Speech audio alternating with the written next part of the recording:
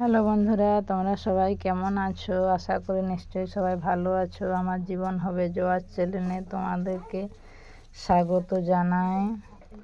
এই যে জমিনে এসে গেছি, দেখো ধান কাটার জন্য। এখন ধান কাটবো।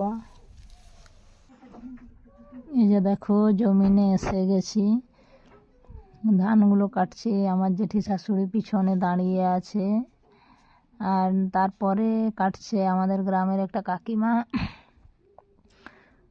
তারপরে তার পিছনে আছে আমার একটা দিদি ভাই, মানে আমার বড় যা হয়। ওরা একটু স্পিড গতিতে কাটছে, আমি তো অতটা স্পিডে কাটতে পারি না।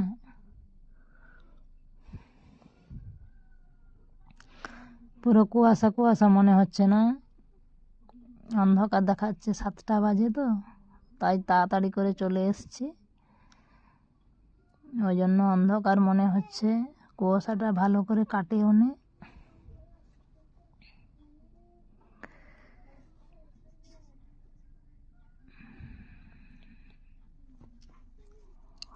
আমার জেঠিমা সামনে দাঁড়িয়ে দাঁড়িয়ে দেখছে আমি কীরকম কাটছি।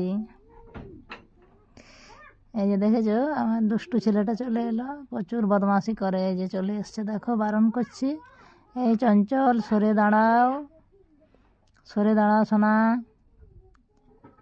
আবার পা দাওনি, পড়ে যাবে পড়ে যাবে। পুরো ধানটা পেকে গেছে।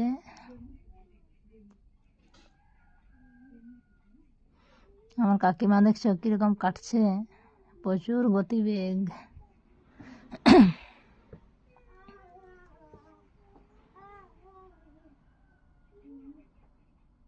কাকিমা দাঁড়িয়ে গেলে কেন, কাটো। ও জল খাবে, তেষ্টা লেগেছে, যাও খেয়ে এসো।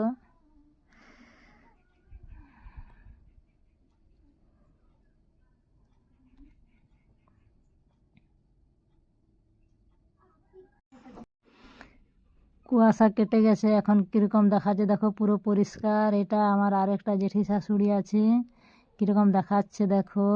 ধান গাছগুলো কত সুন্দর লাগছে, কারণ রোদটা দেখাচ্ছে ওই জন্য ভালো দেখাচ্ছে। সকালে কুয়াশা ছিল ওই জন্য অন্ধকার অন্ধকার দেখাতে ছিল। এই যে দেখো এটা জেঠিমা। এই ধান গাছগুলো কত সুন্দর দেখাচ্ছে দেখো। এই যে দেখো সে পাশে দাঁড়িয়েছে আমার ওই একটা দিদি, তারপর পরেরটা আর একটা আমার যা হয়, তারপরে এটা জেঠি শাশুড়ি, এটা কাকিমা, আমাদের গ্রামের কাকিমা।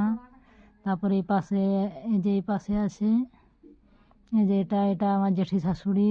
এই যে দেখো পুরো ঘাস আছে, কাটতে পারছে না। রোদটা উঠে যেতে কত সুন্দর দেখাচ্ছে পুরো জমিনগুলো, ধান গাছগুলো খুব সুন্দর লাগছে দেখতে।